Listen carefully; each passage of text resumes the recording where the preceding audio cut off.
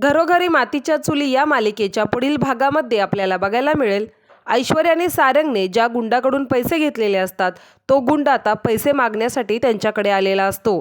तो मग ऐश्वर्या आणि सारंगला म्हणतो, काय मग कधी देताय माझे 5 करोड रुपये?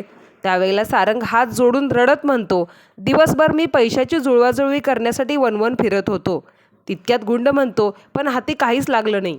ह्या 7 जन्मात तरी तुम्ही काय माझे पैसे परत करू शकणार नाही. त्यापेक्षा एक काम करा, उद्या तुमचं सामान बांधायला घ्या. उद्या 4 वाजता हे घर खाली करायचं. उद्या 4 वाजता तुमच्या घराचा लिलाव होणार आहे.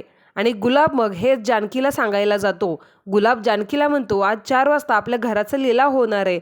आणि हे ऐकल्यानंतर जानकीच्या पायाखालची जमीन सरकते. जानकीला मोठा धक्का बसतो.